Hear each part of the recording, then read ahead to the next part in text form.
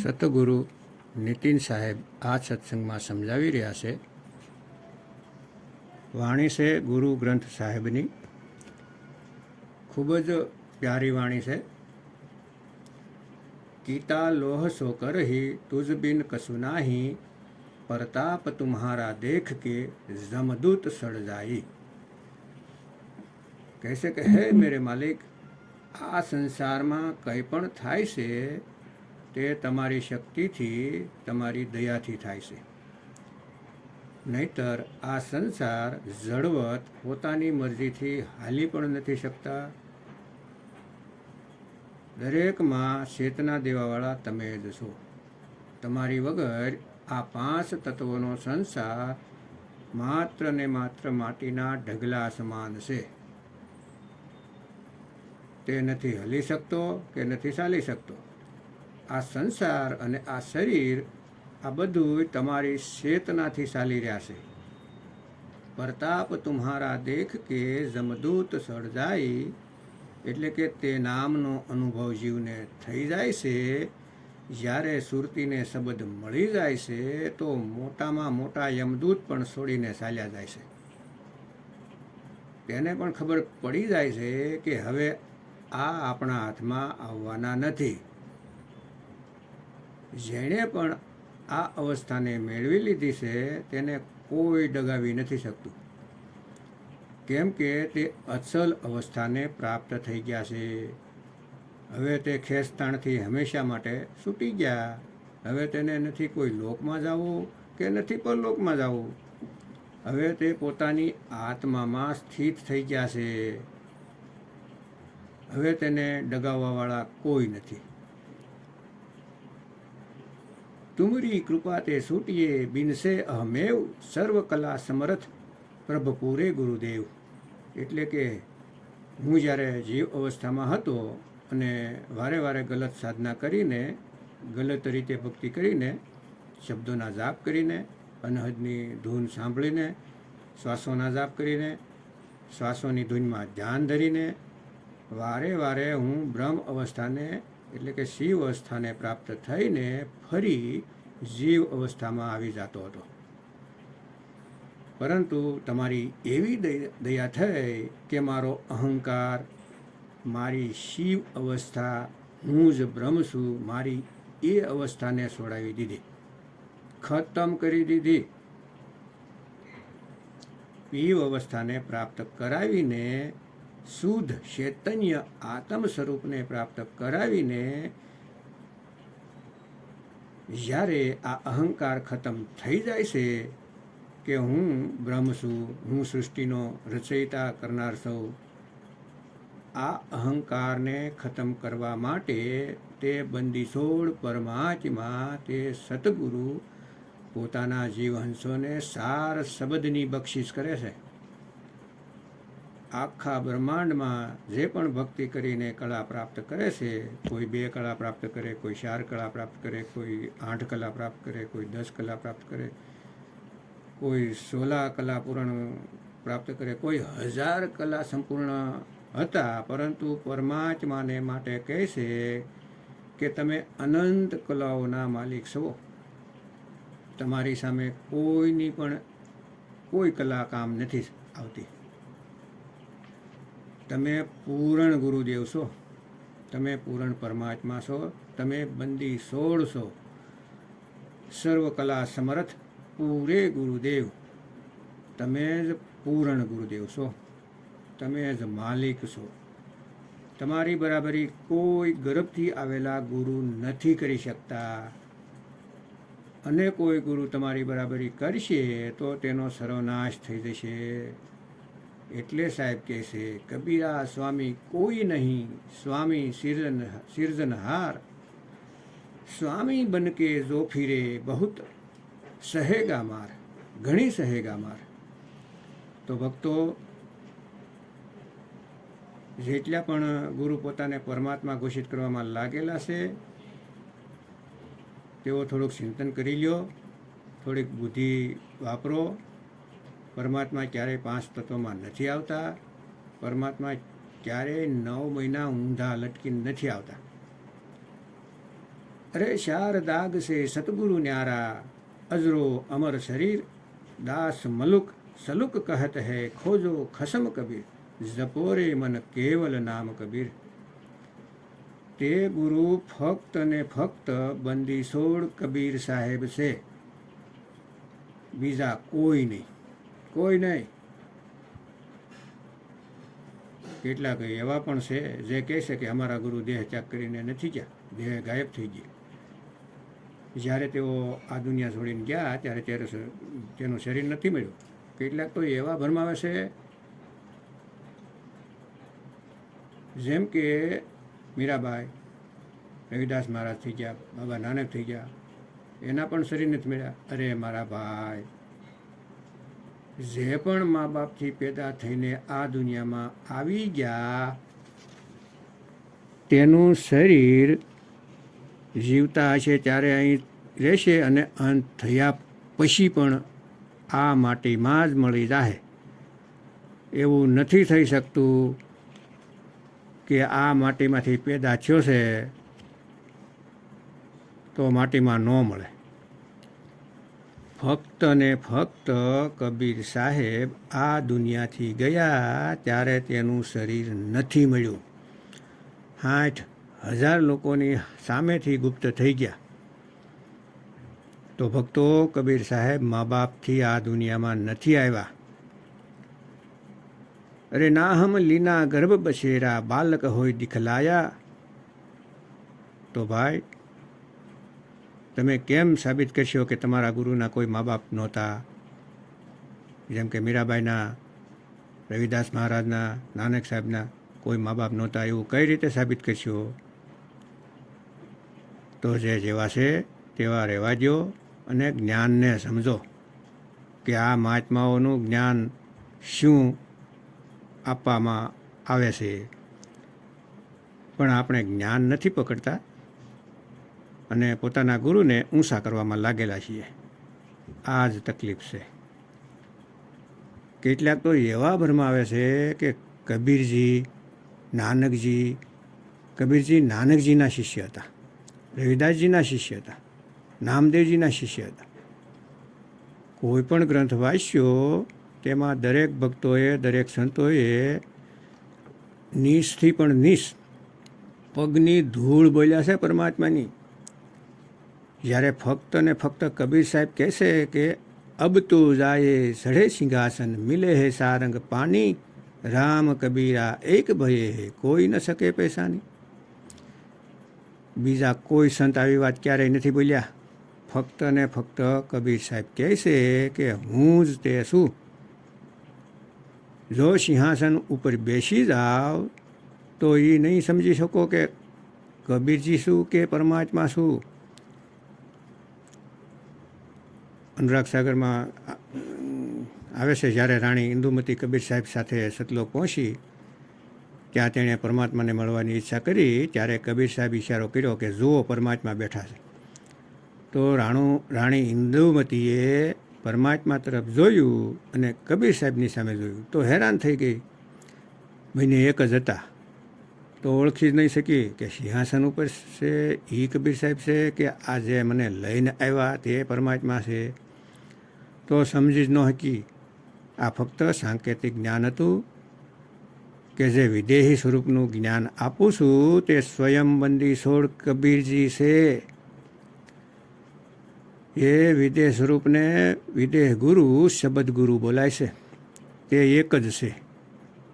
જે જ્ઞાન આપવામાં આવે છે તે અસલી સ્વરૂપ છે કબીર સાહેબનું. 5 તત્વ દેહવાળું રૂપ નથી. ફોટા બનાવો છો કે કબીર સાહેબનું સ્વરૂપ નથી. ભક્તો, કબીર સાહેબનું સ્વરૂપ શબ્દ સ્વરૂપ છે. હમ હે શબ્દ, શબ્દ હમ માહી, હમસે ભીન ઓર કશું નહીં. કહેશે કે મારું સ્વરૂપ શબ્દ સ્વરૂપ છે. જે અજ્ઞાની ગુરુ છે તે કહેશે કે કઈ ભાષાના શબ્દ છે, કેમ કે તમે તો શબ્દ ગુરુને મંત્ર માનો છો. કહો છો કે ગુરુ શબ્દ આપે છે જપવા માટે, તો કબીર સાહેબ કયો મંત્ર છે? એટલા માટે મારા ભાઈ, ગુરુ બનતા પહેલાં પૂર્ણ જ્ઞાનને સમજી લ્યો કે વાણીનો અર્થ શું છે, કઈ સાધના વાણી બતાવે છે તેને સમજી લ્યો, પછી ગુરુ બનો. નહીતર ખોટી સાધના આપવાનું જે પાપ છે, જેમાં જીવોનો નાશ થશે, તેનો હિસાબ તમારે આપવો પડશે. કોઈ ગુરુ બચી નહીં શકે. જીવોને ગલત સાધના આપીને તેમના જીવનો સત્યાનાશ કરીને કોઈ ગુરુ બચી નહીં શકે. બધાને ફળ ભોગવવું જ પડશે. અરે જૂઠે ગુરુ અજગર બને, લખ 84 માહી, સારે શિષ્ય સીટી બને, નોસ નોસ કે ખાય. આ લાખો કરોડોની સંગત બનાવીને બેસી ગયા છે અધૂરા ગુરુ, લોકોને ભ્રમિત કરી દીધા છે.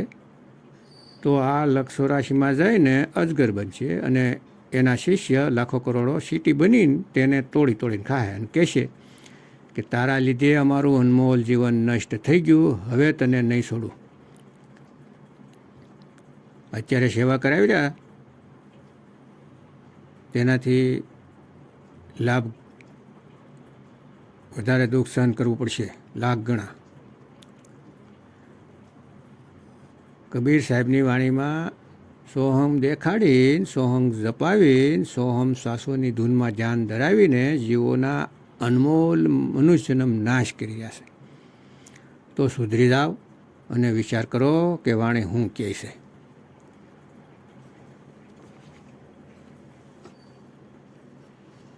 સોહમને તોડીને જપવાનું કહો છો અને કહો છો કે તે અને હું એક જ છું.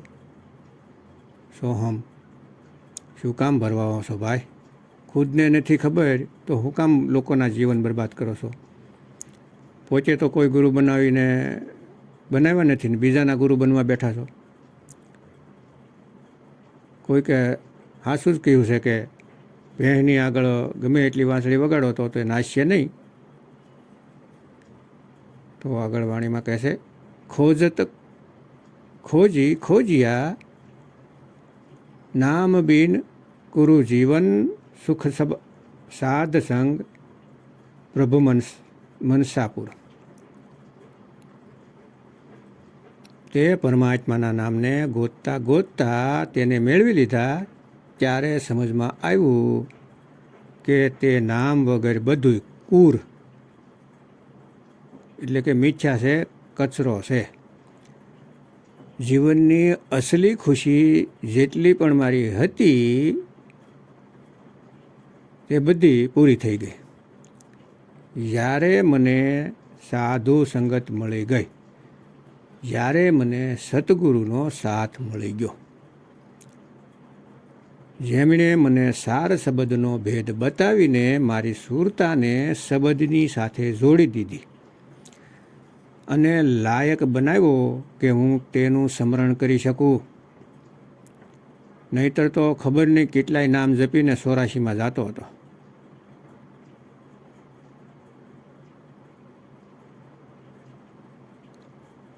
આગળ કહે છે કે જીત જીત લાવહુ તીત તીત લગહી, શિયાનપ સબ મિલી જતકત તુમ ભરપૂર હો, મેરે દીન દયાલી. એટલે કે જેને દયા કરીને નામ આપવાનું છે તે જ પ્રાપ્ત કરી શકે છે, અન્યથા કોઈ નહીં. આ જ્ઞાનને તે જ સમજી શકે છે જે પોતાની ચાલાકી ખતમ કરી દે, પોતાની ચતુરાઈ ખતમ કરી દે અને પોતાને મન્મથ ચાલવાનું બંધ કરી દે. ઘણા એવા લોકો છે જેઓ સદગુરુના શરણમાં તો આવી જાય છે, પણ પોતાની ચાલાકીને ખતમ નથી કરતા. ગુરુ કહે છે હું અને તે મન મુતાબિક અર્થ કરે છે. ગુરુ સમજાવે છે હું અને તે સમજે છે હું. ગુરુના વસન ઉપર નથી હાલતા, ગુરુને ખોટા કહે છે. એવા લોકો છે. ખુદ તો ભ્રમિત છે અને બીજાને પણ ભ્રમિત કરે છે. તો જ્યારે પોતાનું અભિમાન છોડીને, પોતાની કથનીને છોડીને, ગુરુના કહ્યા ઉપર વિશ્વાસ કરીને એકમત થઈને સાધના કરશો, ત્યારે પરમાત્મા મળશે.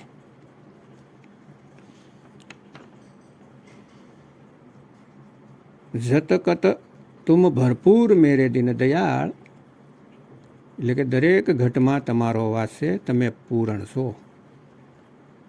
મદન સાહેબ કહે છે કે શબ્દ સ્વરૂપી જ્ઞાનમય દયા સિંધુ મત ધીર, મદન સકલ ઘટ પૂરણ હૈ કરતા સત્ય કબીર. દરેક ઘટમાં તે પૂરણ છે, પણ તેને પ્રાપ્ત કરવા માટે પોતાની બુદ્ધિને ત્યાગીને ગુરુના વસન પ્રમાણે ચાલવું પડે છે, ત્યારે તે પ્રાપ્ત થાય છે, નહીતર ક્યારેય નથી મળતા. સબ કુછ તુમસે માંગના પડ ભાગી પાએ, નાનક કી અરદાસ પ્રભુ જીવા ગુણ ગાય. હવે મારે જે કંઈ જોઈએ છે તે હવે તમારી પાસેથી માગું છું, તમારી સિવાય બીજું કોઈ નથી જે મને આપી શકે. કેમ કે મારે દુનિયાવી વસ્તુ નથી જોઈતી, મને ફક્ત ને ફક્ત મુક્તિ જોઈએ, અને મુક્તિ આપવાવાળા આ દુનિયામાં બીજું કોઈ નથી, સબદગુરુ સિવાય. તે બંદી છોડની સિવાય બીજું કોઈ મુક્તિના દાતા નથી. અત્યારે ઘણા લોકો દુનિયાવી વસ્તુની પ્રાપ્તિ માટે અધૂરા ગુરુના શરણમાં જઈને પોતાનું જીવન બરબાદ કરીને ચાલ્યા જાય છે. એ વિચાર નથી કરતા કે જેણે પેદા કર્યા છે તેણે તારી કિસ્મત પણ તારી સાથે આપેલી છે, તને પણ તારા કર્મોની અનુસાર મળશે. તિલ ઘટે નહીં મસા बढ़े નહીં, જો કિયા હૈ વો મિલેગા. પણ એવા ગુરુ ગોતો જે તમને મુક્તિનો દરવાજો બતાવી દે, જે તમને આ જંજાળમાંથી નીકળવાનો રસ્તો બતાવી દે. આ સુખ દુઃખ તો આવતું રહેશે. અરે એ મોટા મોટા ગુરુ દુઃખી છે, જેલમાં પડ્યા છે, ખાવા માટે સારું નથી મળ્યું, સૂવા માટે બિસ્તર નથી, તો તમે હું કામ એવા ગુરુના શરણમાં જાઓ છો? જેની ખુદ હાલત ખરાબ છે એ તમને શું સુખ આપવાના? પાત્રી વકીલ કરવા પછી પણ જમાનત નથી મેળવી શકતા સરકારમાં, તે તમને શું મુક્તિ આપશે? તો હજુ સમજી જાઓ મારા ભાઈ, સુખ દુઃખ તો કર્મ અનુસાર મળે છે, પણ મુક્તિ ફક્ત પરમાત્માની દયાથી મળે, બંદી છોડની દયાથી મળે. જ્યારે તમે ભૌતિક વસ્તુને નહીં માગો અને પરમાત્માને જ માગશો, ફક્ત બંદી છોડને તમે માગશો, બીજું કાંઈ નહીં,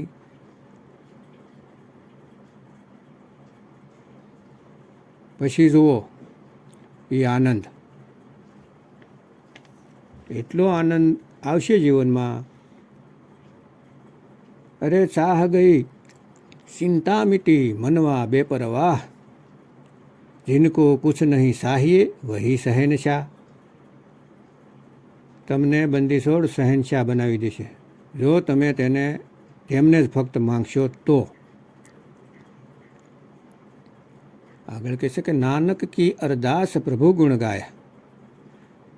નાનક કહે, નાનક હવે ફક્ત તમારા ગુણ ગાયને વિતાવશે. હવે મારે કાંઈ નથી જોઈતું, કાંઈ પણ નહીં. साहब कैसे कि जो तू चाहे मुझको छोड़ सकल की आस, मेरे जैसा हो रहे सब सुख तेरे पास. જો તું મારી જેવો થઈ જાય તો બધાય સુખ તારી પાસે છે. અરે બિન માંગે મોતી મિલે, માંગે મિલે ના ભીખ, માંગન સે મરના ભલા, યહ સદગુરુ કી શીખ. તો પરમાત્મા ઉપર વિશ્વાસ કરો અને કર્મ કરતા રહો. દરેક વસ્તુ સમય પર મળે છે, અને યાદ રાખો કે દરેક સમય એક સમાન નથી રહેતો. આજ દુઃખ છે તો કાલ સુખ આવશે, અને આજ સુખ છે તો કાલ દુઃખ પણ આવી શકે છે. એ યાદ રાખો અને પરમાત્માની ભક્તિ કરો.